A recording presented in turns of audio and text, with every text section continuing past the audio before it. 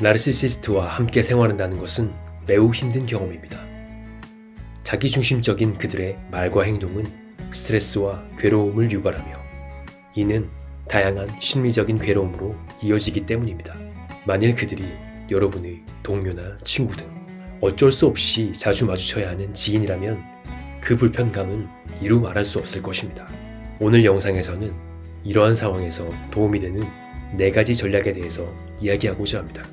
본격적으로 영상을 시청하시기 전에 구독과 좋아요 부탁드리겠습니다. 좋은 영상을 만드는데 큰 힘이 됩니다. 그럼 시작하겠습니다. 첫 번째, 사적인 내용은 이야기하지 마세요. 여러분의 사적인 내용은 가능한 한 공유하지 않는 편이 좋습니다. 나르시시스트는 원하는 것을 얻기 위해서 타인의 정보를 이용하는 경향이 있습니다. 만일 나르시시스트가 당신의 사적인 정보를 알고 있다면 그 정보를 활용해서 당신을 조종하거나 자신의 이익을 위해서 사용할 수 있습니다. 따라서 나르시시스트에게 사적인 정보를 공유하는 것은 그들에게 여러분을 통제할 수 있는 일종의 권한을 부여하는 것과 같습니다. 종종 나르시시스트는 사적인 정보를 무단으로 공개하기도 합니다. 특히 다른 사람의 비밀을 알고 있는 경우 이를 상대방을 통제하기 위한 수단으로 사용합니다. 그들은 다른 사람들 앞에서 여러분의 결점을 지적하고 사소한 실수를 큰 문제로 부풀리며 자신이 우월해 보이도록 상황을 조성합니다. 이처럼 나르시시스트에게 여러분의 정보를 제공하는 것은 위험할 수 있으며 이를 방지하기 위해서는 사적인 내용을 공유하기 전에 그 정보가 남용될 가능성을 신중하게 고려해야 합니다. 따라서 나르시시스트와 대화를 할 때에는 여러분의 이야기보다는 그들의 이야기에 귀를 기울이는 것이 좋습니다. 여러분의 이야기는 얕은 수준에서만 공유하고 다양한 주제를 제시하여 대화를 분산시키는 것이 효과적입니다. 두 번째, 나르시시스트로부터 최대한 멀리 떨어지세요. 나르시시스트와의 관계에서 거리를 유지하는 것은 매우 중요합니다. 그들은 타인의 감정을 고려하는 공감 능력이 부족합니다. 그 때문에 자기중심적으로 행동하는 경향이 강하며 타인의 감정을 가볍게 여기는 모습을 자주 보여줍니다. 그로 인해 주변 사람들은 상당한 정신적 고통과 괴로움을 경험하게 됩니다. 그들은 원하는 것을 얻기 위해 가스라이팅, 죄책감 조장, 위협 등의 다양한 방식을 사용하여 타인의 심리를 조종합니다. 이는 주변 사람들이 자신의 생각을 받아들이게 하는데 큰 효과를 발휘합니다. 때로는 말도 안 되는 이야기가 매우 설득력 있게 들리기도 합니다. 이러한 경우 여러분이 그들에게 맞서거나 적절한 의견을 주장하는 것이 매우 어려워집니다. 이러한 상황이 장기적으로 이어지면 관계의 불균형이 고착될 수 있습니다. 따라서 나르시시스트로부터 가능한 한 멀리 떨어지는 것은 우리 자신을 보호하는데 매우 중요합니다. 일상에서 그들과 마주칠 경우에는 반드시 필요한 만큼만 접촉하고 나머지 시간은 다른 사람들과 함께 보내도록 하세요. 어쩔 수 없이 나르시시스트와 상호작용을 해야 한다면 간결하게 요점만 전달하세요. 대화를 해야 하는 상황이라면 나르시시스트가 중심이 되거나 그들이 선호하는 화제는 되도록 피하는 것이 좋습니다. 그들은 관심과 칭찬을 통해 고양되므로 자기애를 공급하여 주지 않는 것이 좋기 때문입니다. 특히 그들의 성취나 성공에 관한 대화는 가능한 한 피하십시오. 대신에 그들과 무관한 중립적인 주제에 집중함으로써 그들에게 심리적 주도권을 넘겨주지 않는 것이 중요합니다. 세 번째, 확고한 경계를 설정하세요. 나르시시스트와의 관계에서 확고한 경계를 설정하는 것은 매우 중요합니다.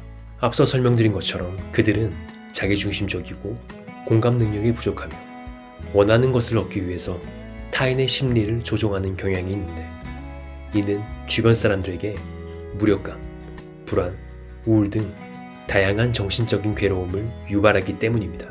확고한 경계는 허용할 수 있는 것과 허용할 수 없는 것을 명확히 구분함으로써 구축할 수 있습니다. 예를 들면 그들이 여러분의 감정을 무시하거나 함부로 대하려고 할 때 아니 그만둬 라고 말하면서 그들에게 경고와 주의를 주는 것입니다. 즉 단호하게 행동하는 것입니다. 종종 나르시시스트는 이러한 경계 설정에 강력히 반발하기도 합니다. 그들은 화를 내며 공격적인 태도를 취할 수도 있고 당신을 나쁜 사람으로 몰아붙일 수도 있습니다. 이때 불안하고 두려운 마음이 들 수도 있습니다. 하지만 여러분은 스스로를 지키고 보호할 당연한 권리가 있다는 것을 명심하셔야 합니다. 결과적으로 나르시시스트와의 관계에서 경계를 설정하는 것은 정서적인 고통으로부터 자신을 보호하는 데 매우 효과적인 방법입니다. 종종 경계를 유지하는 것이 어렵게 느껴질 수도 있지만 이는 건강하고 균형 잡힌 관계를 만드는데 필수적인 과정이라는 점을 유념하세요. 네 번째, 감정적으로 대응하지 마세요.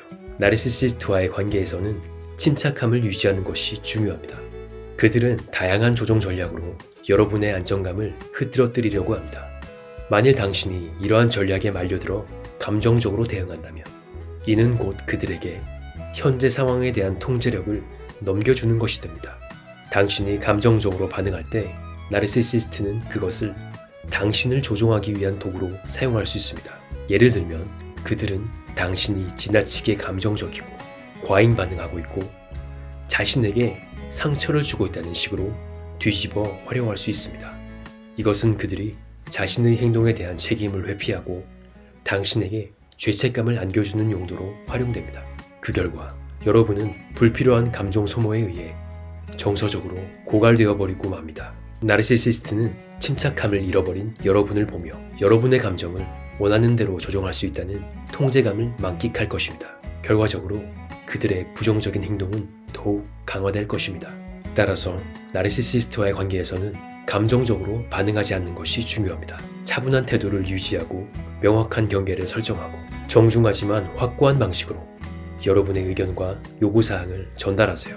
이러한 과정은 나르시시스트가 힘을 얻는 것을 사전에 방지하고 잃어버린 여러분의 통제력을 되찾는 데 도움을 줍니다. 오늘은 일상에서 사용할 수 있는 4가지 나르시시스트 대처 전략을 전해드렸습니다. 나르시시스트는 겉으로 보기에 당당하고 여유 있어 보이지만 화려한 겉모습 이면에는 연약한 자아감이 자리 잡고 있습니다. 이러한 관점에서 그들이 사용하는 다양한 심리 전략은 내면에 숨겨진 열등감을 보상하는 행위, 즉 자기애를 공급받기 위한 작용으로 간주할 수 있습니다. 이러한 점을 숙지하시면 그들의 행동을 이해하고 대처하는 데 도움이 될 것입니다. 오늘 영상은 여기까지입니다. 도움이 되셨다면 구독과 좋아요 부탁드립니다. 그럼 다음 영상에서 뵙겠습니다.